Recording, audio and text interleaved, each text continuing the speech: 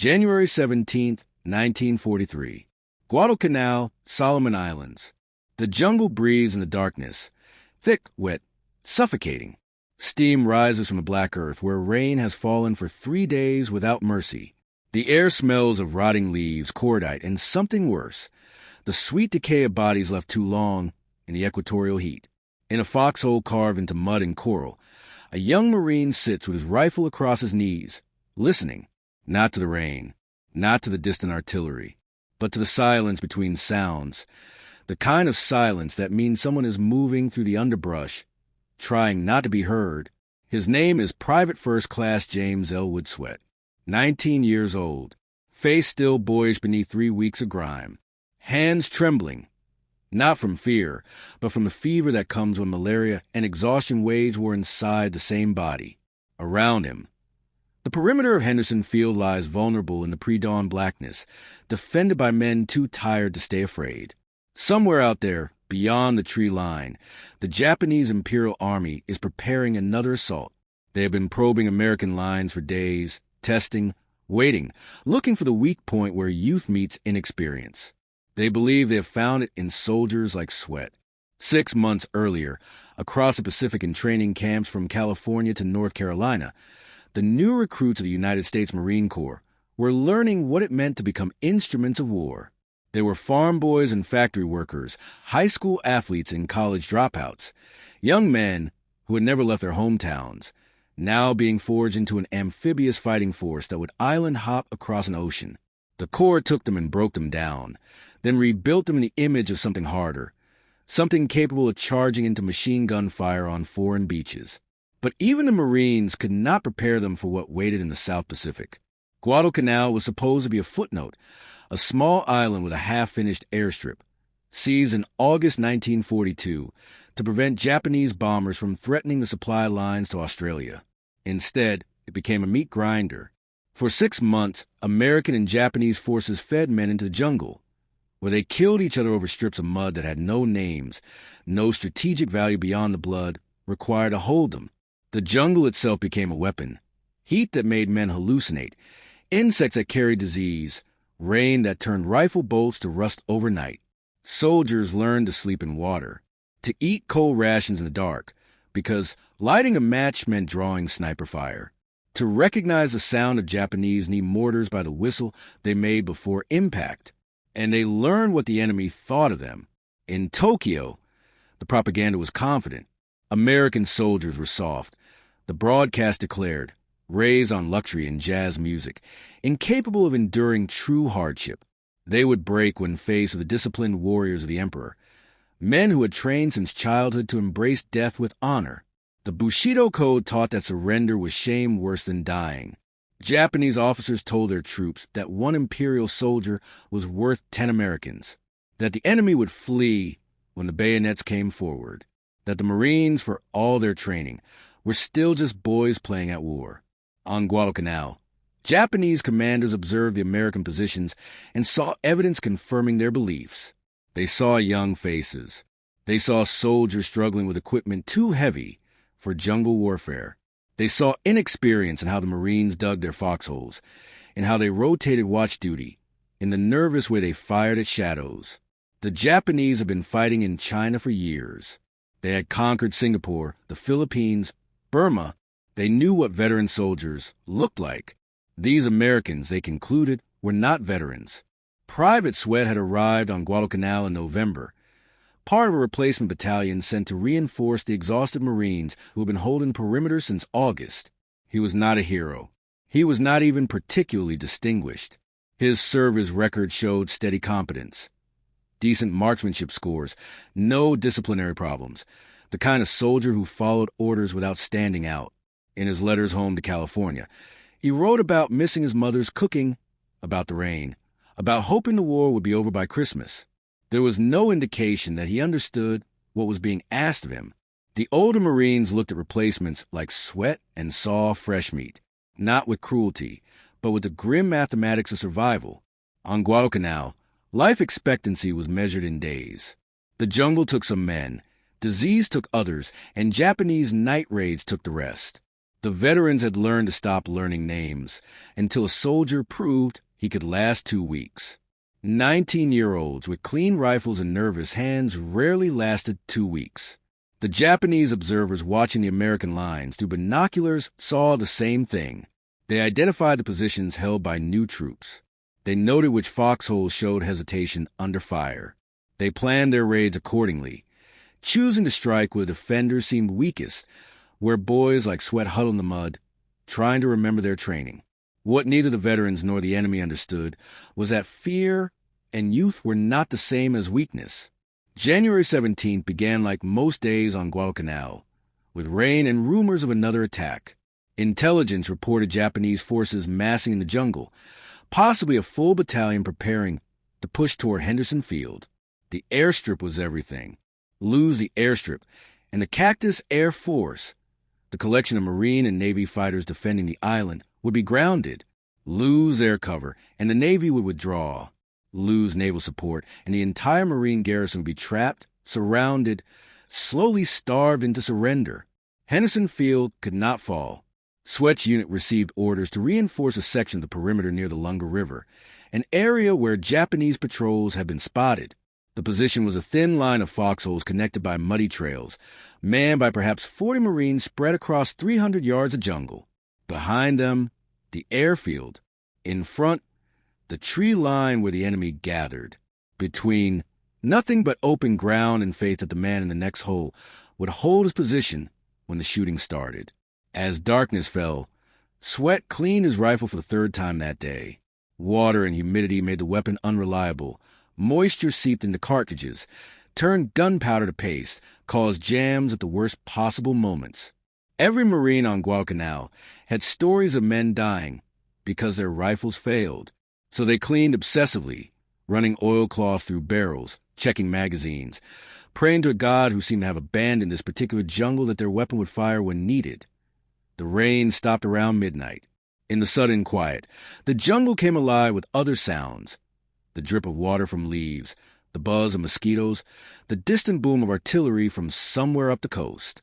Swett listened, and in the listening, heard something that did not belong. A rustle, a snap of a branch too heavy to be an animal, the specific kind of silence that happens when many men try to move quietly at once. They were coming. The Japanese assault began at 0130 hours, with precision that spoke to veteran planning. Mortar rounds dropped on pre-registered coordinates, walking fire across the Marine positions to force heads down, to blind and deafen. Then came the infantry, not in a wild bonsai charge, but in organized waves, moving through pre-scouted approach routes where the jungle provided cover. They advanced in fire teams, suppressing American foxholes, while others maneuvered to flanking positions. This was not the mindless fanaticism of propaganda. This was professional military execution by soldiers who had done this before. The Marine line buckled. On Swett's left, a machine gun position took a direct mortar hit. The weapon went silent, and with it, the suppressing fire that had been keeping a Japanese squad pinned down.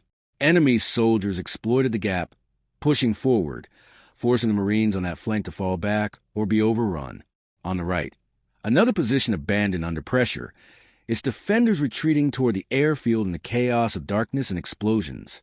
Standard doctrine said to fall back with your unit, to maintain cohesion, to regroup and establish a new defensive line, rather than be isolated and destroyed in detail. The textbook answer, when the flanks collapsed, was to withdraw. Swett stayed. Perhaps it was youth, the inability to process how much danger he was in. Perhaps it was training overriding instinct, the drilled imperative to hold your position until ordered otherwise. Perhaps it was something else, something that does not fit neatly into after-action reports. The understanding that every yard retreat was another yard closer to Henderson Field. And if the field fell, then everything fell. That his life measured against that outcome was not a difficult calculation. For whatever reason, as the Marines withdrew around him, Swett remained in his foxhole and began to fight. What happened over the next 4 hours exists in the fragmentary record of war, witness statements given days later by exhausted men, Japanese documents recovered after battle, and the physical evidence of what was found when dawn came. The complete picture is impossible to reconstruct, But the pieces tell a story almost beyond belief. Swett began with his rifle. The Japanese, believing they had broken through, advanced more boldly, and in advancing, exposed themselves. He fired carefully, not the panic spray of an amateur, but aimed shots at targets he could identify in the muzzle flashes and burning brush. The M1 Garand held 8 rounds. He learned to count them without thinking, to reload in darkness by feel, to keep firing until the barrel burned his hands through the stock. When the Japanese realized someone was still fighting from what should have been an abandoned position, they concentrated fire to suppress him. Rifle rounds snapped overhead. A grenade landed 3 feet from his hole, forcing him to press himself into mud as shrapnel tore through the space where his head had been seconds before. He survived by moving, firing from one side of his foxhole, then the other, creating the illusion of multiple defenders, by fighting smart instead of brave. But the Japanese were also smart. They maneuvered a squad to flank his position, moving through the jungle at an angle that would bring them to his foxhole from the side where he could not see them approach. They were professionals executing a textbook solution to a fixed defensive position. Swett heard them coming and made a choice that defied all logic. He left his foxhole. In the Marine Corps, abandoning your fighting position during an assault is grounds for court-martial. The foxhole is cover, concealment, the only protection infantry has against bullets and shell fragments. Leaving it means exposing yourself to fire from every direction. It is the sort of decision that gets soldiers killed in the first 3 seconds. Swett went over the lip of his hole and into the jungle. He moved low and fast, using the terrain, fallen logs, coral outcroppings, bomb craters, to break line of sight. Behind him, the Japanese squad reached his foxhole and found it empty. They assumed he had fled. They reported the position clear and began to advance toward the airfield, now confident that this section of the perimeter was undefended. They were wrong. Swett had circled through the jungle and positioned himself behind the Japanese advance. He was no longer defending a fixed position. He was hunting. The first Japanese soldier died without knowing what happened. A single rifle shot from darkness, and he dropped. His squad mates hit the ground, searching for the sniper, but Swett was already moving to a new position. He fired again, then again, not rapidly, but with careful spacing, shooting and displacing before return fire could find him. The Japanese, trained to assault forward, struggled to adapt to a threat from their rear. They split their forces, some advancing, some turning back to hunt the sniper, and in splitting became vulnerable. Swett killed them methodically. As dawn broke gray and wet over Guadalcanal, American reinforcements moved forward to retake the breached section of perimeter. They expected to find bodies, Marine bodies, marking where the line had been overwhelmed. Instead, they found a battlefield that made no sense. 47 Japanese soldiers lay dead in an area no larger than a football field. They were not clustered in one place, as happens when artillery or machine gun fire catches a formation in the open. They were scattered, positioned as if they had been fighting in multiple directions at once, confused about where the enemy was. Their weapons were still in hand. Many had fixed bayonets, as if they had expected close combat that never came. And in the center of this carnage, they found Private Swett, alive, unwounded, sitting on a fallen log with his rifle across his knees, his hands shaking from adrenaline and exhaustion. Around him, the spent brass casings of over 200 rounds. When the officers questioned him, his account was matter-of-fact, almost apologetic. He had stayed because he did not receive orders to withdraw. He had left his foxhole because remaining meant being flanked. He had moved through the jungle because stationary targets die. He had kept fighting because Japanese soldiers kept coming. In his telling, there was no heroism, only a series of practical decisions made by a tired 19-year-old who wanted to see morning. The physical evidence told a different story. The Japanese battalion commander, when he learned what had happened, refused to believe the reports. One American soldier could not have held a position against a reinforced company. It was tactically impossible. His intelligence officers must be mistaken. Perhaps there had been a machine gun nest or a concealed squad or artillery support that was not recorded. The idea that a single teenage Marine had killed 47 Imperial soldiers and stopped an entire assault was not merely unlikely. It was an insult to the Bushido Code, to Japanese military training, to the entire worldview that had propelled the empire to conquest after conquest. But the evidence would not change to fit the belief. The Japanese had walked into that sector expecting to overrun positions held by inexperienced American youths. Soft soldiers from a soft nation, boys who would break under pressure. What they encountered instead was something their doctrine had not prepared them for. An enemy who did not fight by the book, who adapted in real time, who possessed capacity for individual initiative that Japanese command structure could not anticipate. This was not bravery in the traditional sense. The samurai charging into death with honor. This was something more dangerous. Competence mixed with desperation, tactical intelligence born from necessity, and the kind of stubborn refusal to quit that comes from soldiers who have been told since boot camp that Marines do not retreat. The Japanese had mocked what they saw as weakness. They discovered too late that they had misunderstood what American youth actually meant. In the weeks following the battle, as the story spread to the Marine Corps, Swett became something he never intended to be: proof. Not proof of individual heroism, though medals would eventually recognize that, but proof of a larger truth that the Allies desperately needed to believe in those dark months of early 1943. The war was not decided yet. In Europe, the Wehrmacht still held everything from France to the outskirts of Moscow. In the Pacific, Japan controlled an empire stretching from Burma to the Central Pacific Islands. American forces were learning to fight on the move, taking casualties, losing battles, struggling to transform industrial might into battlefield victory. And the enemy, both German and Japanese, clung to belief that their warriors, hardened by ideology, disciplined by years of war, would ultimately prevail against American soldiers they viewed as pampered and weak. Guadalcanal was where that belief began to die, not in a single battle, but in 100 small actions like Swett's, in the Marine who held his position when doctrine said to retreat, in the Army regiment that counterattacked after being surrounded, in the Navy crew that kept fighting after their ship was torpedoed, in soldiers who had been civilians 18 months earlier, now doing things that seasoned warriors thought impossible. The Japanese had expected the Americans to break. Instead, they bent, adapted, and came back harder. The rifle became the symbol, though Swett himself never spoke of it that way. The M1 Garand, 8 pounds of wood and steel, semi-automatic, firing .30-06 round with enough power to drop a man at 400 yards. It was not an elegant weapon, not a samurai sword or a Walther pistol with history and mythology built into its design.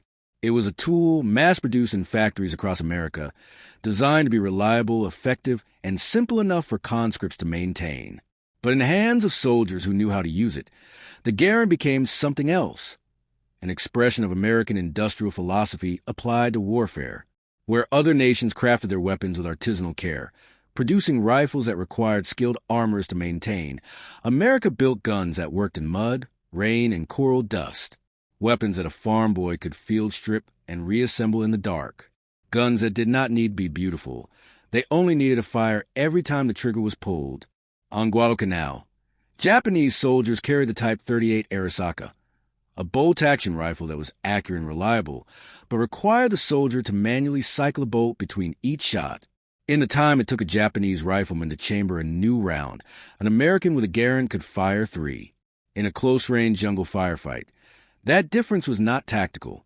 It was existential. Swett had fired over 200 rounds in 4 hours.